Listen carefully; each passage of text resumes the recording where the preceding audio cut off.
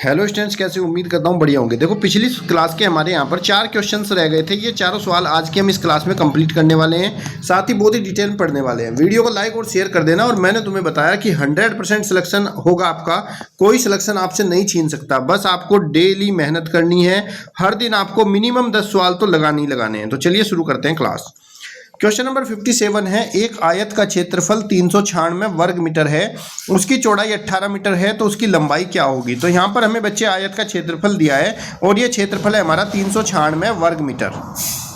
आपको पता है आयत का जो क्षेत्रफल होता है वो किसके बराबर होता है, लंबाई गुणा चौड़ाई के बराबर होता है। लंबाई गुणा चौड़ाई बराबर क्या होता है, आपका क्षेत्रफल। तो अगर आपको चौड़ाई दी गई और लंबाई पूछी है तो मैं कह सकता हूं कि लंबाई बराबर होता है क्षेत्रफल डिवाइड बाय चौड़ाई। तो क्षेत्रफल है यहाँ पर 396 वर्ग मीटर और भाग कर देंगे इसको चौड़ाई से। चौड़ाई हमें दे रखी है 18, हल करेंगे 18 दूनी 36 बचा 3, 18 दूनी 36। तो इसकी जो लंबाई है वो आपकी हो जाएगी 22 मीटर। ऑप्शन नंबर 1 आपका राइट आंसर। यहाँ पर आपको पेपर में एक चीज ध्यान रखनी है, देखो इसका जो क्षेत्रफल था वो वर्ग मीटर में दिया हुआ था और हमारी जो चौड़ाई है वो भी मीटर में ही दी हुई थी। लेकिन कभी कभी क्या होता है कि क्षेत्रफल आपको वर्ग मीटर में दे देता है, चौड़ाई हो सकता है वो सेंटीमीटर में दे दे। तो ऐसी कंडीशन में ये भी ध्यान रखना है कि दोनों यूनिट सेम होनी चाहिए, जिसमें क्षेत्रफल है उसी में आपकी चौड़ाई भी होनी चाहिए। क्वेश्चन नंबर 58 है। क्वेश्चन नंबर 58 में कहा गया है कि इस चित्र में AOB एक लाइन है। AOB क्या है, एक लाइन है, एक सीधी रेखा है। ये जो लिखा है ना सीधी रेखा, यही इसका की पॉइंट होता है, क्योंकि सीधी रेखा पर जो कोई भी कोण बनता है वो कोण हमेशा 180 डिग्री का होता है। इसको हम सरल कोण कहते हैं। इसने हमें बताया कि इस पर 3 कोण है XYZ और तीनों का अनुपात दिया हुआ है X अनुपात Y अनुपात Z बराबर 4:5:6।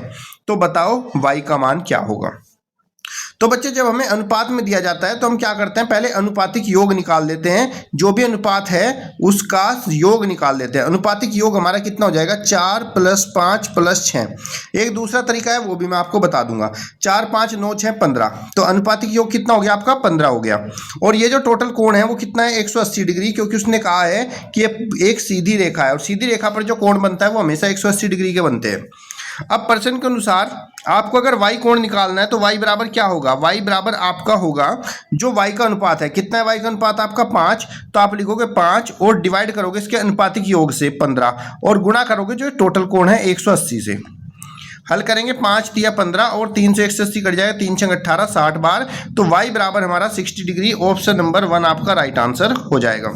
वो आपको अलग अलग तरीके के सवाल दे सकता है पेपर में, तो आपको कंफ्यूज नहीं होना। जैसे इसने कहा यहाँ पर एक सीधी रेखा हो सकता है वो आपको कोण ऐसा दे दे, समकोण दे दे, और समकोण में भी आपको एक कोण XY दे दे और XY का अनुपात दे दे। ऐसे अलग अलग तरह के क्वेश्चन यहाँ पे बन सकते हैं।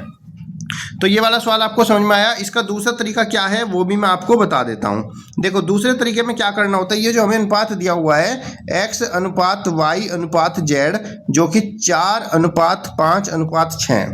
तो मैं यहाँ पे इसको ऐसे मान सकता हूँ, X बराबर मान लीजिए मेरा कोण है 4A, y बराबर मेरा कोण है 5a और z बराबर मेरा कोण है 6a। यानी कि जो भी मुझे अनुपात दिया है उसके अनुसार हम उसके साथ एक वेरिएबल लगा लेंगे a करके।